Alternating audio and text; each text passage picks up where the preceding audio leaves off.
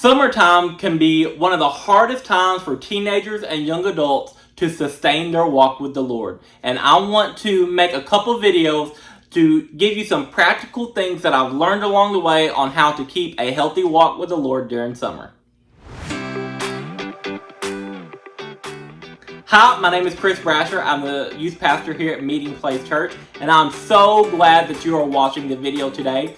If you are part of my MPC family, I'm so glad that you're watching the video today. If you are part of my youth group, Limitless, I'm so glad that you're watching the video today. If you're not part of my church family, I am still so glad that you are watching the video today.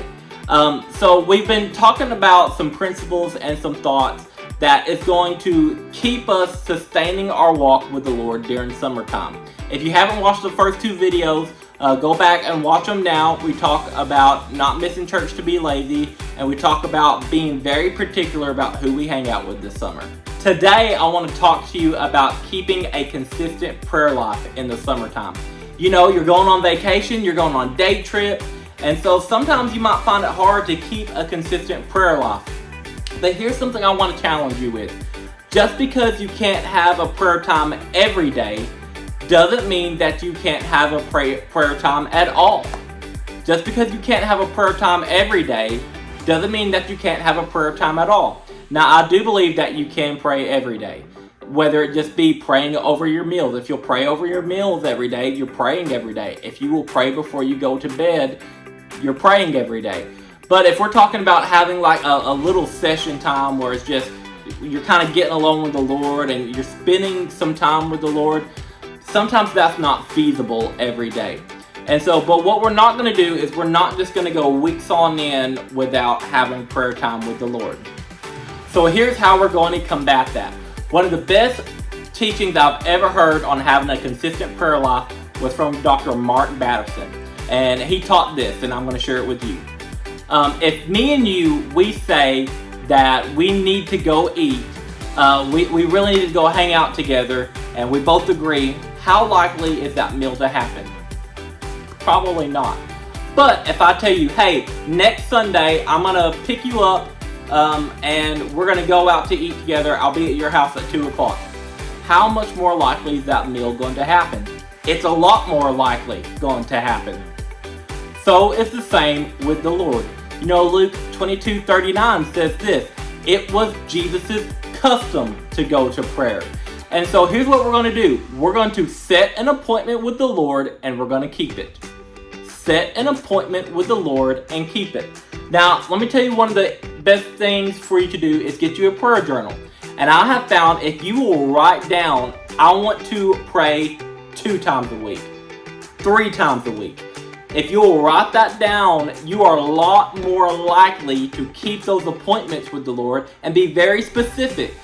Maybe you look at your week and say, you know what, Tuesdays and Thursdays from 10 to 10:30, I can make that my prayer time.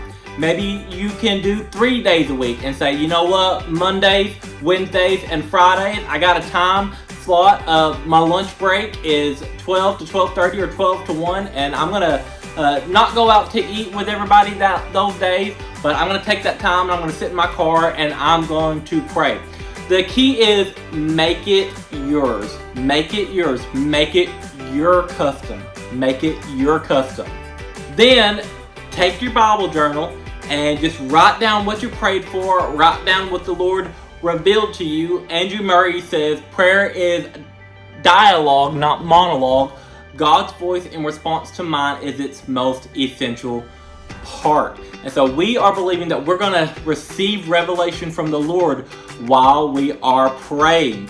So, and you don't have to get a physical journal. If you're a techno person, Good Notes and Notability, they're great iPad apps for you to take notes on. If you want to type your Bible journal out, that's fine too. Again, this is your custom. This is your custom. Make it your own.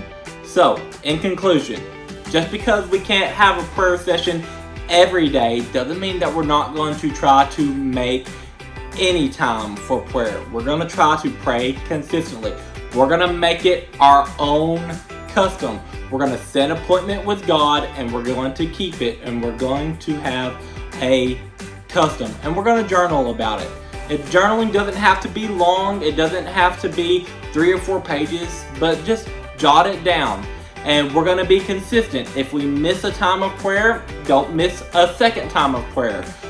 Don't just give up. If you find yourself where you've got out of habit, don't just say, well, this summer is blown.